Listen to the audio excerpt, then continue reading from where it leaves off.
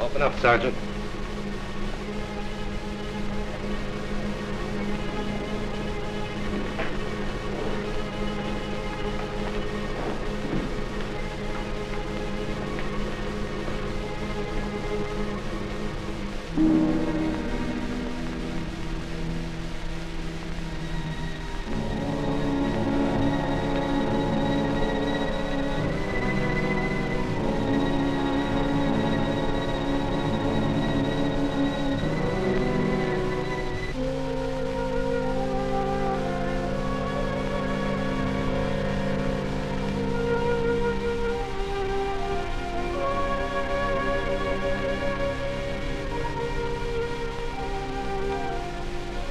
My experts had considered all the possibilities, methodically, and I thought accurately. Over and over, we discussed the strength, actual and potential, of our probable enemies. France, confused and helpless in the hands of fascist leaders.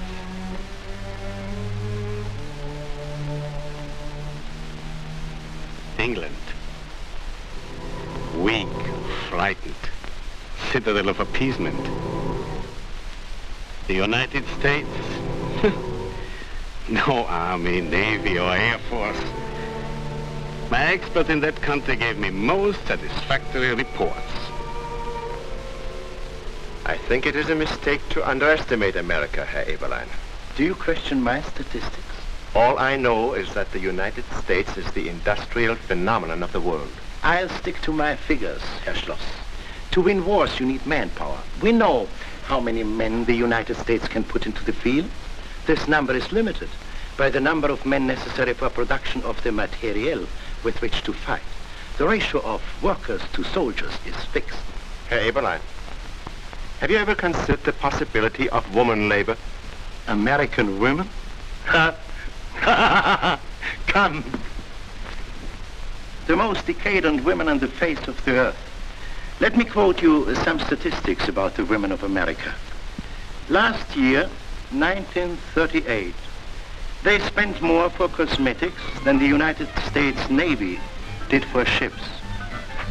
More for silk stockings than the United States Air Force spent for planes.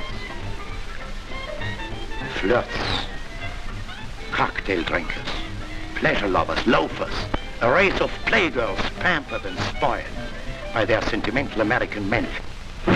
How different from the women of Germany, who trained like soldiers, who bred babies to wage this war, and are now producing the goods for our grown soldiers on the fighting fronts. And all this, Herr Schloss, without lipstick. American women, bad. This I accepted. I was to make many mistakes before my downfall, but none, however spectacular, was more grave than my contempt that day for American women. The moment was right. I invaded Poland. My war was begun.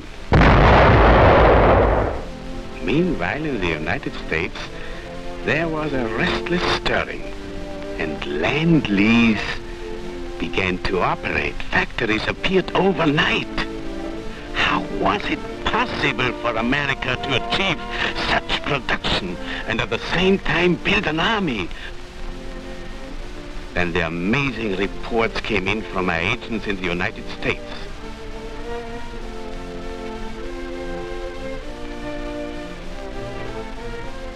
The answer was that 20% of American industrial manpower was woman power. Legions of American women were massing to stop my advance across the world. forsaking the round of revelry for the grim tasks of war. It was the first time I had heard of the hidden army. It may have been the first time, Herr Hitler, but it was not to be the last time. The hidden army was going to haunt you till your dying day. Tomorrow, isn't it? Or the day after tomorrow?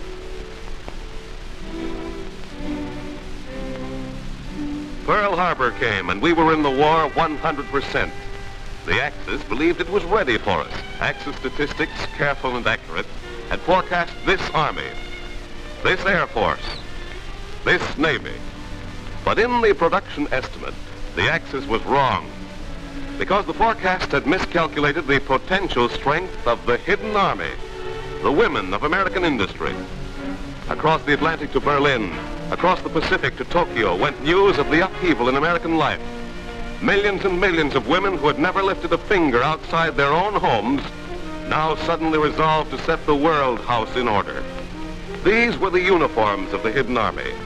These their weapons. And these the results they helped to achieve. It must have called for some pretty fancy explaining by the statistical expert, Herr Eberlein. But Herr Eberlein, it will pass, I tell you.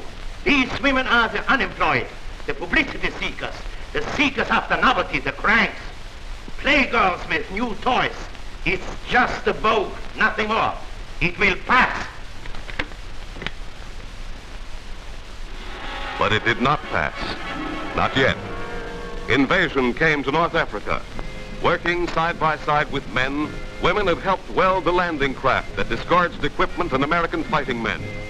Women had helped rivet the planes that rained hell through the days and nights. Women had manufactured the radio tubes that flashed the news that the first major Allied invasion was accomplished triumphantly. And in doing all this, they had earned the respect of the men beside them. There were some jobs that a woman could do even better than men. Jobs, for instance, that required a delicate touch and sensitive fingers. Yes, the American woman, to every man's surprise, had won her industrial spurs. And this, in addition to about 100,000 women in the Army, Navy, and Marines, and the brave nurses risking their very lives on the battlefront. By the end of 1943, the hidden army had grown to be nearly 30% of war production labor. But by that time, all over the globe, American arms had passed from defense to offense. This meant greatly increased demands for materiel and greatly increased demands for men. Casualties had to be replaced. Invasion forces had to be built. And as our armed forces grew, so did their demands for equipment, supplies, food, materiel of all kinds. The need for women grew desperate. And thousands of women answered the call.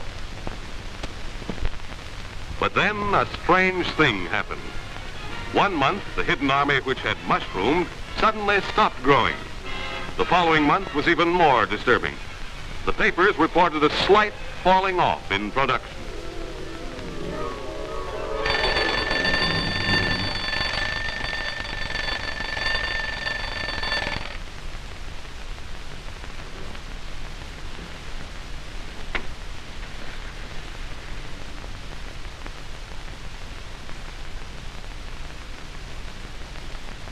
Some were too tired in the morning to face the assembly line or the workbench.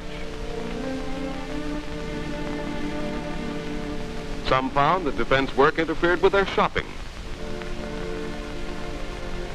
A few members of the hidden army, it seemed, had earned enough for the fur coat they coveted and returned to their pre-war existence. Perhaps the war news looked swell and the compulsion to work was dissipated in the confident talk of victory just around the corner. Others quit for sounder reasons. Transportation was a problem. It was distressingly difficult to be both a housekeeper and a patriot. The kids needed looking after, and the house somehow refused to run itself when 8 hours a day were spent at the plant. But by far the most common reason was that women were not accustomed to the long hours of hard work. Shortages appeared. American planes found themselves lacking bearing assemblies. Delicate parts for electronic equipment were low. and American wounded became American dead. Of a sudden, the war was right in the American home.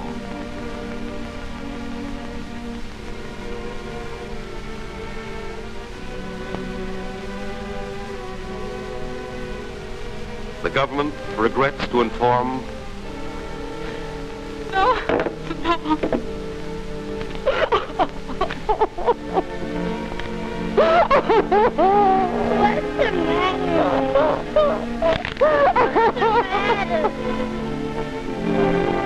for every American cross driven into the foreign earth, a gold star hung in some American home. Our women learned in bitter tears and heartache that in war there can be no such thing as a slight falling off in production, because there's no such thing as a slight death. By early 1944, the draft quotas were falling behind. The demands for young men for the new invasion forces were imperative. These young men had to come largely from the deferred, the fathers, those doing essential industrial work. Reclassification was called for. This at a time when stories drifted in from the cold Italian mountains, the malaria-ridden Pacific jungles, the watery graves. Women the country over began to recognize war for what it was, a grim, tough, unromantic battle to the death, in which every man, woman, and child had a stake. If the American home is to be preserved, if the tragedies of other families in tortured lands are not to be duplicated here, the Axis must be brought to its knees. The Hidden Army drew fresh recruits. Its ranks grew to nearly 18 million. Many of these women came from walks of life not previously considered. The mothers, the young, the aged. When they were asked why they had joined the ranks of the Hidden Army, these women gave a variety of reasons. I have a daughter in the waves, and I had a son on the Arizona. That's a good enough reason for anyone. I'm an old maid, and I didn't have anyone until I took this defense job. Now, I have a family of 10 million to look after. I send them cases of these every week to help them to get home soon. I go to college, but I arranged my classes so that I could help out in the war effort. This way I'll get my diploma and war bond. I was too heavy for the WWII, so I joined up in defense work. Yesterday was the big day of my life. The foreman told me I was worth my weight in gold. My husband's a prisoner of the Japs in the Philippines. If he'd had a few more of these shells out in Bataan, maybe he'd still be fighting. Whenever I get a bit tired, I think of him on that death march. The special needs of women workers were more widely recognized in many vital defense areas. For mothers, childcare nurseries. For housekeepers, stores and markets were persuaded to stay open evenings. Hairdressers, dances, movies, sports were more and more made available at the unaccustomed hours required by the Hidden Army. Indeed, in some bands, much of the routine of contemporary living was made easier for the woman war worker than for her stay-at-home sister, because it was concentrated under the one roof. There was no longer the necessity to traipse all over town for her dental appointment, her driver's license, her ration coupons. They were all within a few yards of the assembly line. More and more, the special needs of women workers were realized and met. Oh yes, there was another girl we canvassed for her reason for entering war work.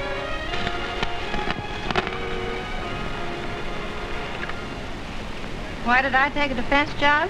That's a funny question. I never thought of that before. Do you have to have a reason? We're in a jam, aren't we? I'm sorry, but you'll have to excuse me. I'm too busy to answer damn fool questions like that. Somehow that answer pleased us. No sudden emotional urge sent this young woman into war work. No loss of a loved one. No temporary economic embarrassment. No mere yearning for excitement or novelty. Democracy is in a jam. There are millions like her. There will have to be. 18 million women aren't enough. As more men are called for military service, their places must be taken by women. We are forced to face casualties at the front. But never again, as during 1943, can one woman quit for every two who are hired. There's no time to be spent in the constant training of new replacements. Without the help of additional thousands of women, we cannot build the mountains of materiel consumed in global invasion. We cannot make good the millions of man-hours and woman-hours that are lost in a fleeting second's smoke and flame. As long as the Nazi cancer exists anywhere in the world, this is also a woman's war, to be waged so that no woman shall ever again clutch a starved baby to her breast, so that no woman anywhere shall ever be the slave of a fascist state that makes her no more than a brood mare. That is why the women of America, like the men at their side, must flock to war jobs and stick to their jobs until that day when an end has come to the devastation of the earth. When men again may safely go down to the sea in ships. That day when peace has come once more to all lands, and especially to the land at whose gate stands the finest warrior, the greatest woman of them all.